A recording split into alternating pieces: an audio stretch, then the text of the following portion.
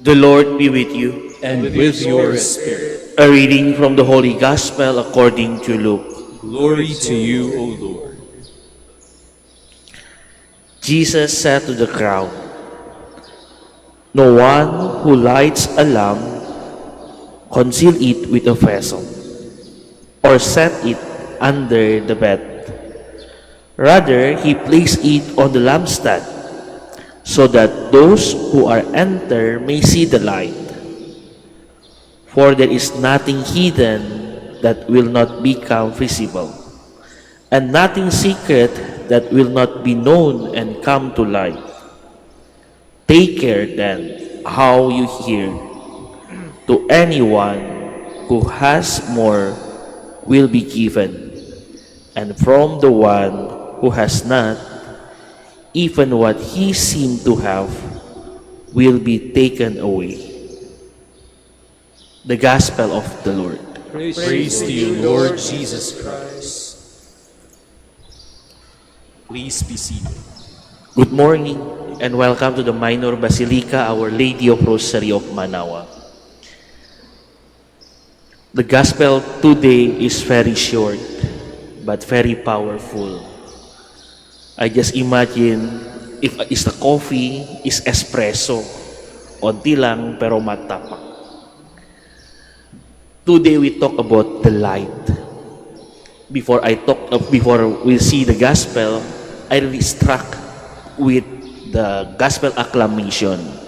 It says, "Let your light shine before others, that they may see your good deeds and glorify your heavenly Father." As I ministered the sacrament of baptism, I really like the last part of the sacrament of baptism. The last rite is giving the candle to the parents, and the parents will give it to the ninong at ninang. While the father gives the candle to ninong at ninang, the presider will say, "Receive the light of Christ." Parents and godparents, the light is entrusted to you to be kept burning brightly. These children of yours has been enlightened by Christ. They are to walk always as the children of light. Mga kapatid, through the baptism, we are the bearer of light. We are the bearer of light. The true light, the Christ itself. That's why today's Gospel really remind me and remind all of us, since we are baptized, we are also the other light, the another light of Christ. So our life should show to other as another Christ through our action and deeds. Action and our word. Sometimes we forget we are the bearer of light. Sometimes natatago tayo. Kalimutan natin to show that we are a Christian. If we are a Christian, we should do something good to others. And what happened in the first reading is also a reminder to us, if you want to do good, do it right now. Do it today. Huwag nyo hintay-hintay sa next day or other day. If it's good things you want to do, show it and do it.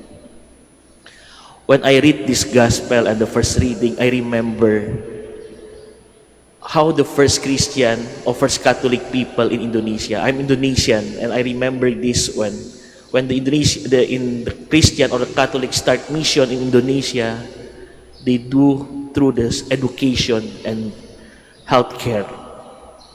When people receive the good education and the healthcare, they start know a Christ through the action. And I think it's our invitation today as a good Christian, as a follower of Christ. When you want to do good, do it right now. Huwag yung mahintay. And when you're doing good, it's not about you. It's about you do because you follow in Christ, and other people will show it. And they will also follow Christ because they do And so, you are doing good. Today we celebrate the memorial of Father Pio. Father Pio also, I think, is similar with our reading today. We know Father Pio doing many miracles. And his brother in the convent doesn't like it. Nitago ni Father Pio sa isang kwarto lang. Pero again, if it's good things, you cannot prevent it. Nalaman ng mga tao ano yung maganda ginagawa niya. And Father Pio stay humble and still doing the good things to other people. Again, brother and sisters, we are the children of light. Hindi tayo children ng darkness. Kung madilim, hindi tayo nakita anything. And yung masama ginawa sa dilim. Yung mga sin, ginawa sa dilim.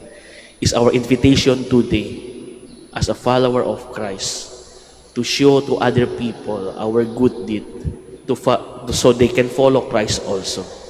So in this Mass, we pray. So we really shine our light, become extension, the light of Christ to other people through our deed and word. Amen.